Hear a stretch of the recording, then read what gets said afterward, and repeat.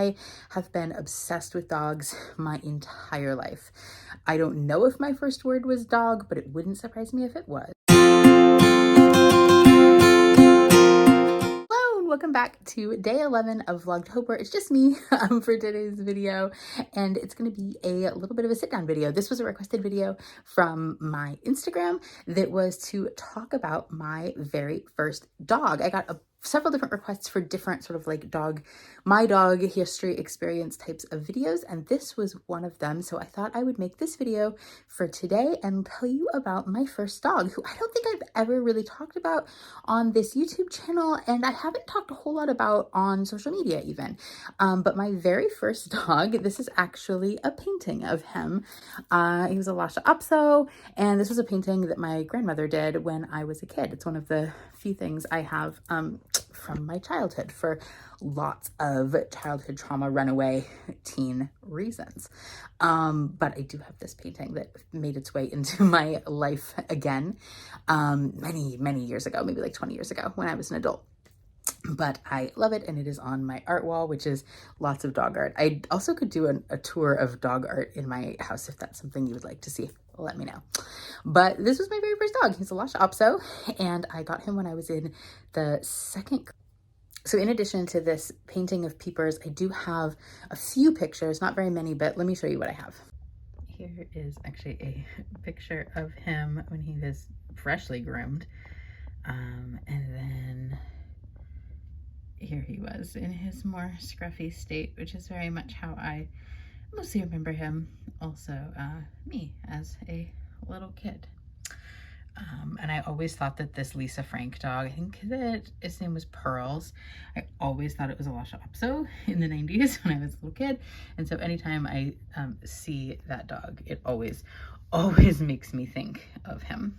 He passed away when I was in high school, and he was absolutely a dream come true for me. He was not a dream come true for a lot of people, and not really a dream come true to live with in a lot of ways, but definitely a dream come true for me. I have been obsessed with dogs my entire life.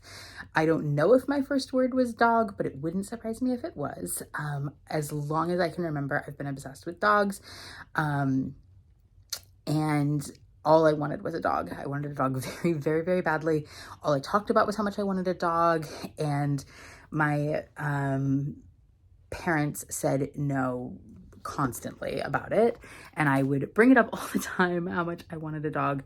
And then when I was in second grade, there was a big surprise, which was this guy came into my life, and it was one of the best days for sure of my life, and certainly at that point like the best day of my life that had ever happened.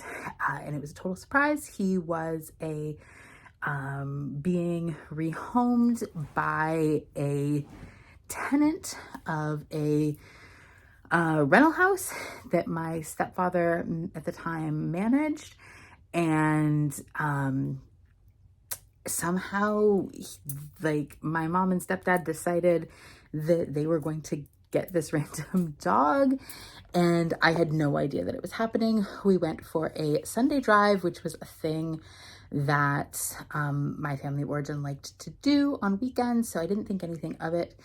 And I was sitting in the car, super bored, as you are when you were in second grade, and being dragged on a very boring drive. And then maybe 10 minutes before we got to the house where we were going, I was told that I was getting a dog, and I freaked out, absolutely freaked out. It was the epitome of a dream come true for me at this point. As cliche as that sounds, it really was. All I talked about was dogs. I was super excited to learn to read because it meant that I could read the Encyclopedia of Dog Breeds and study about the different dog breeds. I talked to people all the time about different breeds of dogs and different kinds of dogs and what they were like. I was incredibly popular in elementary school, you can imagine. And so we got this little guy, and he was being rehomed for a variety of behavior reasons, and in particular because he was being mistreated by the small children who were in the family. and the parents recognized that they could not properly train their toddlers to not harass him or try to ride him, and so they decided to rehome him.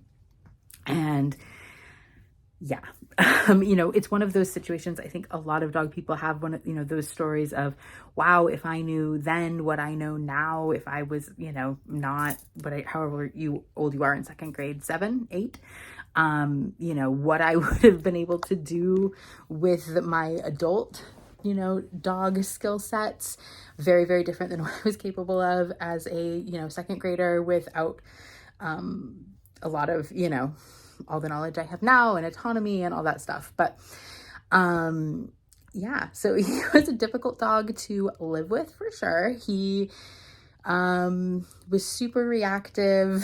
He was barely potty trained his whole life. What else about him? I loved him dearly and I didn't care about any of that. And I did work with him, and he was sort of this like fantasy come to life for me of what it would be like to have a dog. And he was incredibly patient with me for sure when I would try to teach him tricks or skills or, the idea that he could, like there was an idea that I had for a little while with a friend who was also into dogs of like, I'd read a book about like starting sled dog training. I was like, what if he could pull stuffed animals? Could he do that?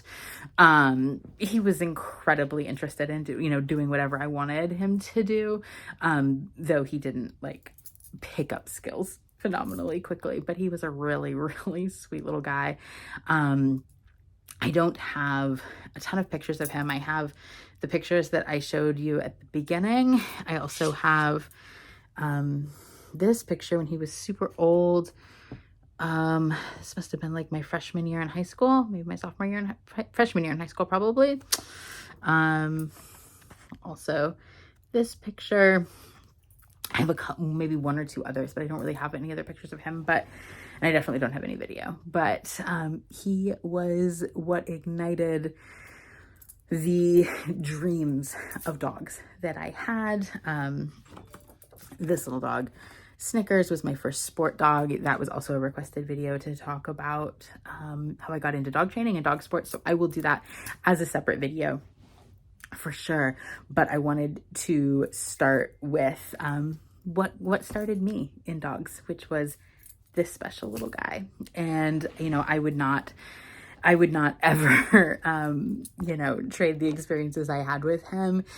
All I wanted was a dog, and, he was an amazing dog for me, and I really tried as a, super abused elementary school child, to do the best that I could for him. Like I would be like, it's time for him to go to the vet. And I would call the vet. I was like that 10-year-old that was like scheduling vet appointments and things like that, scheduling grooming appointments for him. And there was a moment, and I know now that's like definitely not really allowed in a lot of places, but like all of the dog professionals that my family dealt with knew that, to their small amount of credit, would take him and would pay for it. And I just was the one who managed all of the scheduling for that, because it was definitely very like all of the care was my responsibility. And that was something that I took really seriously. I know that doesn't often happen with kids who are like, I'll take care of the dog, and then they don't. Like definitely he was mine, and it was made very, very clear that they did not want a dog. And if and to their credit, they did pay for the things he needed, but anything like beyond that in terms of like engaging with him and working with him was my job. So I hope you enjoyed today's video. Definitely a little bit of a different one. Yeah, so I'm glad I got to share with you a little bit about Mr. Peepers and what it was like to get my very first dog. If you enjoyed today's video, don't forget to like and subscribe, and I'll see you again very, very soon.